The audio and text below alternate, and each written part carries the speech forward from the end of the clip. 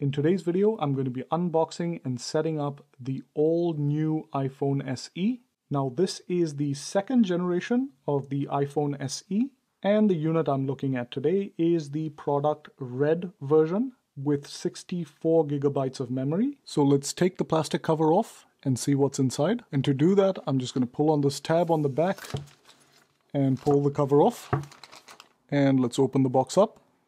So as the box is opened up, I can see this pack of manuals that says designed by Apple in California. Let's grab that and let's see what's inside. First, you have this red card that says this is a product red device. And on the back of the card, it tells you what product red funds go towards. Now, in this case, it says HIV/AIDS, but more recently, this funding is going towards COVID-19 research and support programs. So you can check out Apple's website or red.org for more information. And frankly, that's one of the reasons why I actually bought this phone. Obviously, the color is beautiful, the red color is beautiful, but I also like the fact that some of the profits from this phone will go towards a good cause. So that's another reason to get this phone. The next document I see is a quick start guide. And right behind that is the SIM card slot opening tool, which is that little pin-like tool that you use to open your SIM card slot. This is really important in case you don't have one. You have some warranty and regulatory information. And last but not least, you have some Apple stickers. Let's now get the device out of the box. Pull that device up.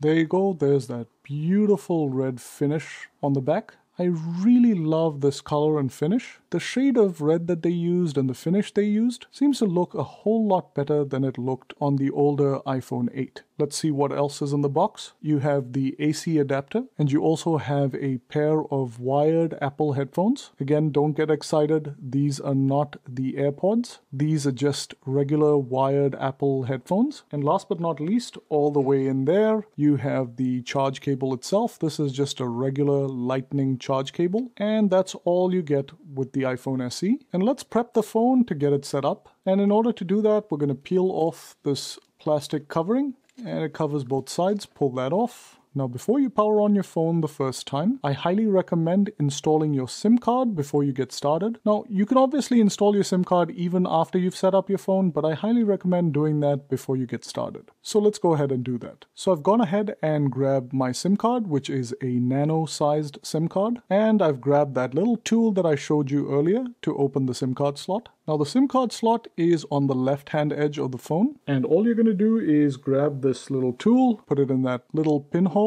and press till the SIM card tray pops out. And then you can pull the SIM card tray out. And now grab your SIM card and place it in the SIM card tray. It'll only go one way into the SIM card tray, so watch for that little notch on the top. And then grab your phone and place the SIM card tray into the slot and push in till it locks into place, and you're done. So let's power the phone on with the power button on the right-hand side. Let's hold that down till the phone begins to boot up. And as you can see, it's still booting up. This takes a few seconds. And there you go. It very rapidly got to that home screen. And what you're going to do next is just press that home button. And this takes you to the first menu where you select your language. I'm going to select English. And next it asks you to select your country or region. In my case, it's the United States. And on the next screen, it asks whether you'd like to set up using Quick Start. Now, Quick Start's a really cool technique where you can bring an older iPhone, an iPhone that you are moving from, and it'll automatically copy all the data and the settings and magically set up your phone. But we're not going to use that. We're just going to set it up manually, just in case you're a person who's moving to an iPhone for the first time. Next, it wants to know what Wi-Fi network you want to connect to. So let's go and find my network, which is Vortex 5G. And let me put in the password and hit join. There you go. I've put in the password. I'm going to hit join and let's wait till it connects. There you go. It's connected to that network. So we're ready to move on to the next step. So hit next. And it says it may take a few minutes to activate your iPhone, which is what it's doing now. So let's let it go through its paces.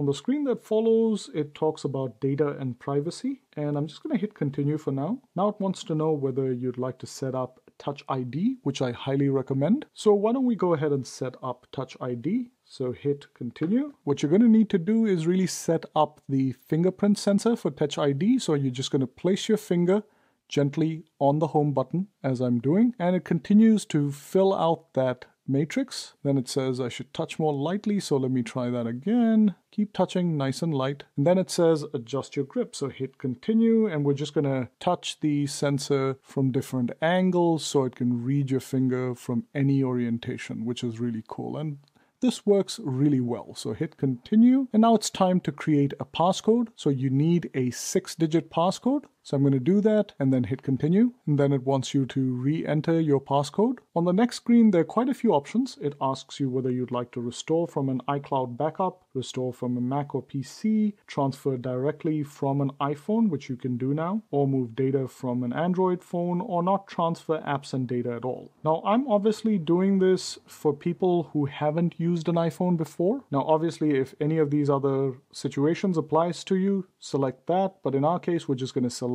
don't transfer apps and data. On the screen that follows, you're going to need to sign in with your Apple ID and password. If you don't have an Apple ID, you can actually create one. It's a pretty simple process. But I'm going to put in my Apple ID and hit next. And now it wants my password. So I'm going to enter my password and hit next. And now it's asking for a verification code. Now the verification code is usually sent to other Apple devices that you might own. Now obviously if you don't have any other Apple devices, it may send it to your email. But in this case, it's just sent it to my iPhone. So I'm going to put that code in. Now if you have a Mac and an iPhone, you'll probably get a notification on both. But in my case, I'm just going to use the code from my iPhone. And this is just an extra security step. So I'm going to put that code in. And as soon as it verifies the code, it moves on to the next step. And now it asks me to agree to all the terms and conditions. I'm just going to agree to everything. And it's now setting up the Apple ID on your phone. On the screen that follows, it asks me if I'd like to customize my settings. I'm not going to do that just yet. I'm just going to use the Express settings. I can obviously customize them later in my settings menu. I'm just going to hit continue. Now it wants to know if you'd like to enable automatic updates. So your phone would continuously get updates and install them without you having to do anything. But in my case, I'm just going to say install updates manually.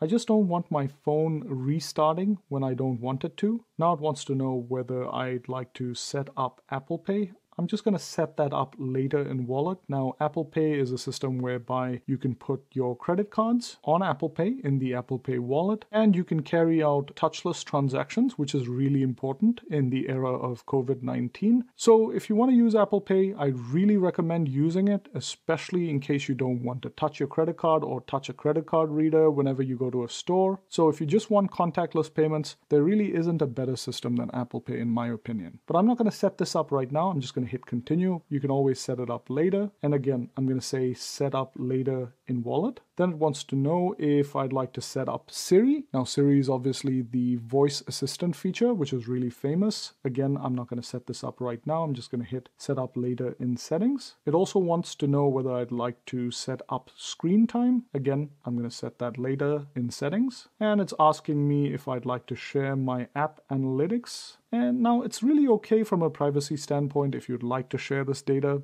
It's really aggregate data. They don't really assess it on a person-to-person basis. If you don't want to and just value your privacy, hit don't share, and that's fine. It doesn't affect your experience. And now it wants to remind you that this is a true tone display, and you can actually tap this to see the display without the true tone settings enabled. And this screen is really just a marketing gimmick to show off their tech, but I'm going to hit continue. And now it wants to know what kind of appearance I want. Do I want sort of a dark appearance on my phone? It's almost like a theme. I'm okay with the light setting, but you could select the dark setting and it really shows you how everything looks with the dark appearance on. I prefer the light for some reason. I've always been used to that. Hit continue. And next we're going to set up the touch and feel of our home button. You would tap your home button to see whether you like the feel of it. You can obviously tap 1 and see how it feels. If you like 1 better than the feeling of 2, you could use that, or let's try 3. 3 is a lot more springy. It has a lot more feedback to it. 1 has the least. 2 is kind of a good compromise. So I'm going to stick with 2, but obviously you can choose whatever it is that you'd like. And then let's hit continue. On the next screen, it talks about display zoom. This is how zoomed in everything is. Hit continue and then hit get started. And there you go. The phone is now set up and ready to use. And one last thing I'm going to do is install a case on it. This is the Spigen liquid crystal case, and I absolutely love it. It's quite a thin case, but it offers quite a bit of protection. And I've actually used it on the last 3 generations of iPhone that I've used. So let's pop that case on. All you do is put it into one corner of the case and then just pop it gently into that case, and there you go, it's installed. Now this is obviously the black version. I'll leave a link to this case below in case you're looking to buy one, so feel free to check that out. Now there are hundreds, if not thousands of reviews on this device out there, so I'm not going to do one and add to all that clutter. But if there are videos you'd like to see about this phone, do let me know in the comments below, and I'll definitely try to accommodate those requests. And again, if you own one of these, I'd love to hear what you think. So again, leave me a comment below. Hope this video has been useful. If it has, please give it a big thumbs up and subscribe to stay tuned for more reviews, unboxings, and how-to videos. And if you do subscribe, please click on that bell icon to ensure you're notified when I upload new videos. Thanks for watching, and see you on the next one.